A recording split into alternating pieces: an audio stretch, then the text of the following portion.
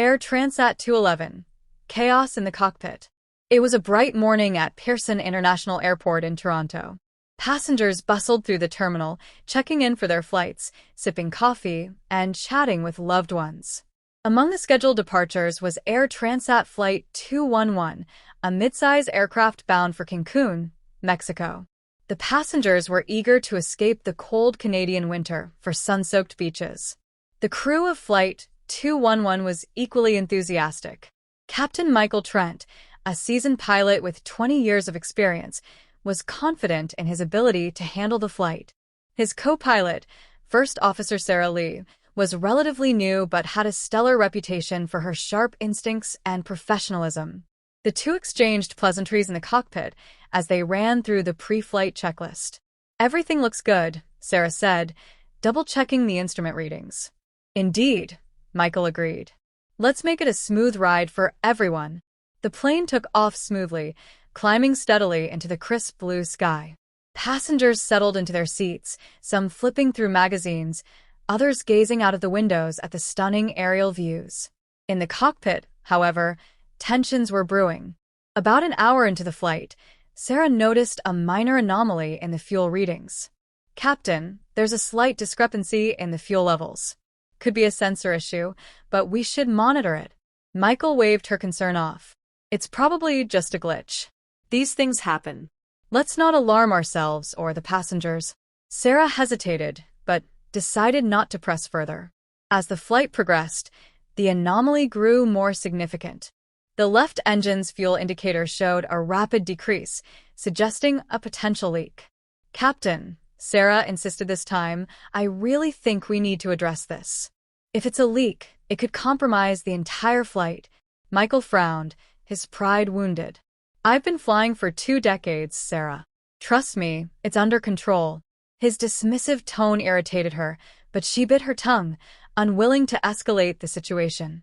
An hour later, the situation took a dramatic turn. Warning alarms blared in the cockpit, and passengers felt a sudden jolt as the left engine began to sputter. The cabin crew hurried to reassure everyone, but fear spread like wildfire.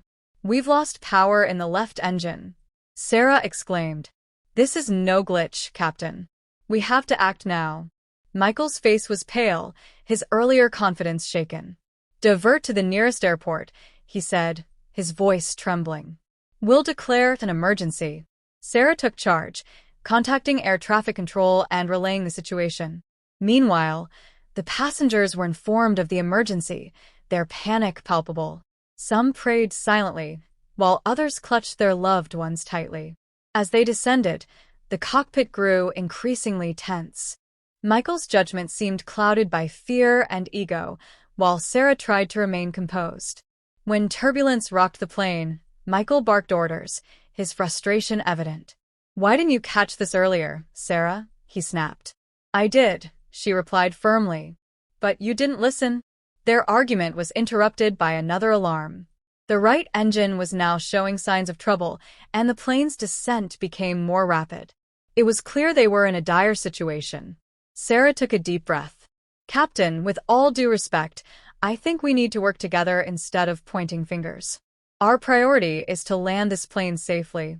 Michael hesitated, his pride clashing with the reality of their predicament. Finally, he nodded. "You're right. Let's focus."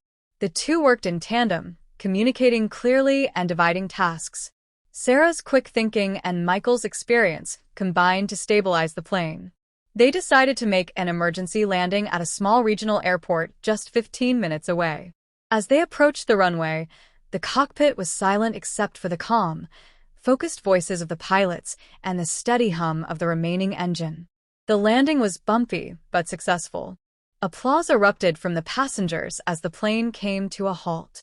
On the ground, emergency responders rushed to assist. The passengers were safely evacuated, and the cause of the fuel leak was identified as a mechanical failure. Despite the chaos, there were no injuries, thanks to the crew's efforts. Later, Michael approached Sarah.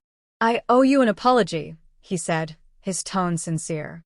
"I let my ego get in the way, and it almost cost us dearly. You were right to push for action." Sarah smiled, though the day's events had clearly taken a toll on her. "Thank you, Captain. What matters is that we worked together when it counted." Air Transat Flight 211 became a testament to the importance of teamwork, humility, and effective communication. It reminded everyone involved that no matter how experienced or skilled one might be, listening to others and valuing their input can make the difference between success and failure. For Michael, the experience was a humbling lesson in leadership. For Sarah, it was a moment of validation and a reminder that standing firm in the face of adversity can save lives. Together, they proved that even in the midst of chaos, collaboration and mutual respect can guide us to safety. And for the passengers of Flight 211, it was a story they would never forget, a tale of courage, resilience, and the power of working together.